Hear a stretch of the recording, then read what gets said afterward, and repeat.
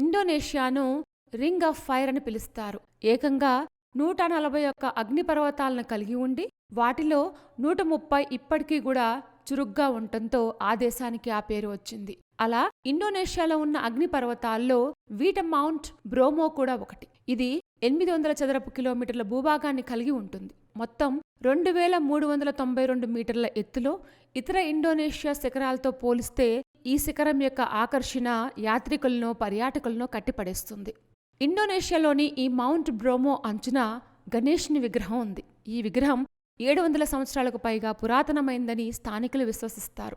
ఇండోనేషియాలో మౌంట్ బ్రోమోరో మీద ఈ వినాయకుడు ఆరుబయటే కొలువై ఉన్నారు. ఇక్కడే స్వామి నిత్యం పూజలు అందుకుంటూ ఉన్నారు. ఎల్లప్పుడూ ఇక్కడ పూజలు జరుగుతూనే ఉంటాయి. వినాయకుడు ఇలా గుడి లేకుండా ఉండటానికి ఆయన నిత్య పూజలకు చాలా ప్రాముఖ్యం ఉంది. బ్రోమో అంసే అంటే ఇండోనేషియా భాషలో బ్రహ్మ అని అర్థం. అంసే అంటే పర్వతం, బ్రహ్మపర్వతం అని అర్థం. ఈ వినాయకుడు వెలిసిన ప్రదేశం అగ్నిపర్వతాల మధ్య ఉంటుంది. పర్వతాల నుంచి వెలువడే దట్టమైన పొగ ఈ ప్రాంతమంతా కనిపిస్తూ ఉంటుంది. ఇక్కడ పర్వతాలు బద్దలు కాకుండా అడ్డుకొని వినాయకుడు తమను కాపాడుతూ ఉన్నాడని ఈ ప్రాంతంలోని ప్రజల యొక్క నమ్మకం.